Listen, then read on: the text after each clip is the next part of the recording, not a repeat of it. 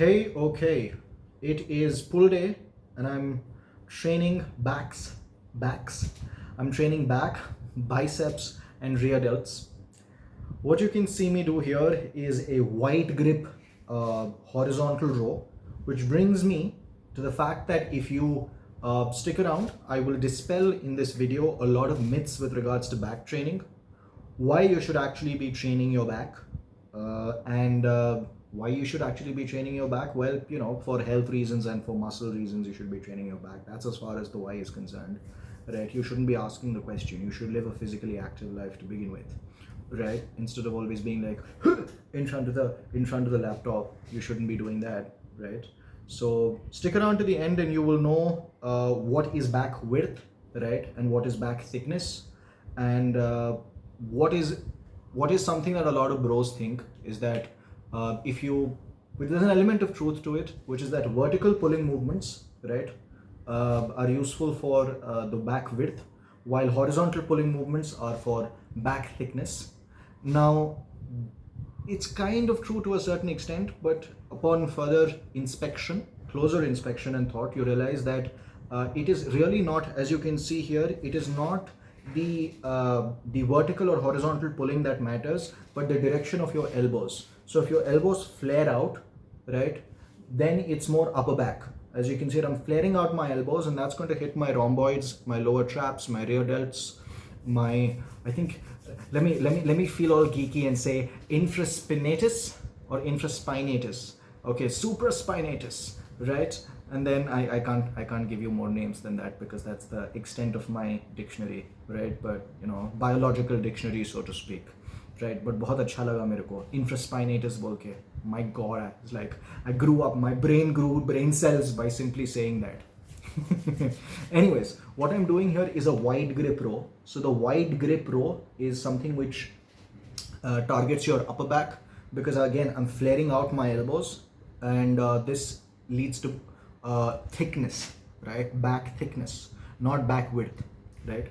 What I'm doing here though is a row. It's a horizontal pull movement, but this is not for thickness. This is going to be for width, right?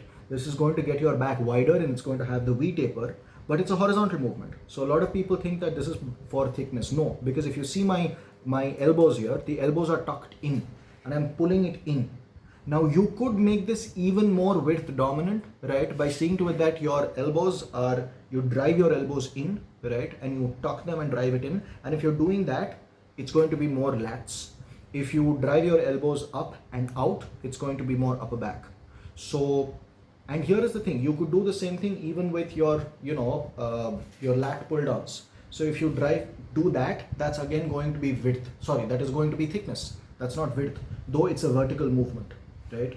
So realize that it's the directionality of your, what is called elbow, that matters when driving this movement, and it is not really a vertical pulling movement or a horizontal pulling movement. Which leads me to another point, that this is horizontal pulling and this is vertical pulling, and between horizontal and vertical pulling is a whole spectrum, right, of pulling movements, which is important that you have to understand, because most things in life are not dualities, they are not binaries, but are rather a spectrum. Just an aside, what you see here is a preacher curl, but upon, I just want to give more context here, is that when it comes to a spectrum, the most important spectrum in the world is the spectrum of the commutative ring of integers, right? If you know, you know. But anyways, it actually geometricizes the set of integers like 1, 2, 3, 4, 5, minus 1, 0, 2, and creates a geometric space out of it. And understanding that spectrum is something that a lot of incredible mathematicians are working on, right? Anyways, I'm doing bicep curls here. I went from bicep curls to spectrum of the commutative ring of integers. But anyways, this is a preacher curl, and my elbows again are in front. Now generally it is said that a preacher curl hits the short head of your bicep. So our biceps basically contain two heads. I'm not lean enough, but there's a separation here. So this is going to be the short head and this is going to be the long head. Some people say that it's the internal shoulder rotation that actually hits the short head, and external shoulder rotation hits the long head.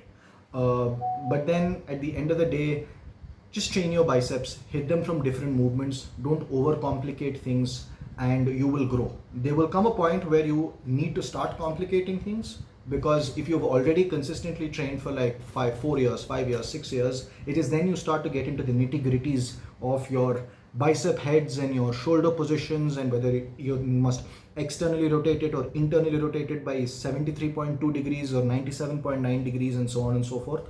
We don't have to do that. I'm doing a preacher curl here. I did not record it because my battery died, right? Uh, but I've also done some, behind the back, my elbows behind the back, outward rotated bicep curls as well, just to see to it that I'm hitting the biceps from different angles. At the same time, you could also do some, hammer curls, right? So that you can hammer away your depression by doing some hammer curls. That's what they say. Why do they say that? Ask them, not me. Anyways, so that's as far as the bicep curls are essentially concerned. This is just another angle at which I'm doing it. I think it was a really cool angle because, as you can see there, you can see my bicep vein popping out, and there's a branched pattern that you get to your bicep veins. I never thought I would actually get it, but I think the lighting is not good enough for you guys to see. But it's, it feels really cool, right? And one thing is, let's say you're a little sad on a day it's not going really well, you could just look at your bicep vein in the mirror and be like, damn, I got this, I made this, right? And if you're happy, you can be happy and also look at your bicep vein and say that, hey, I am happy and I have a bicep vein. So your happiness becomes happier and your sadness becomes less sad by having muscles. That's an important point. Now, what I'm doing here is some rotation movement. Now, there's the sagittal plane, there's the coronal plane, and there's also something called the transverse plane. A lot of bodybuilding actually lacks a lot of rotation movements, right? Why does it lack a lot of rotation movements? I am not 100% sure. Probably because rotation doesn't really cause a lot of change. Even our abs that And so even the ab works that we basically do is not ab works, like ad works. The ab workouts, abdominal workouts that we generally do is not part of the coronal plane, the transverse plane. Sorry, this is what I'm doing here. So have a well-rounded workout always. Do hypertrophy workout with movements like this that balance out your physique. And see you next time.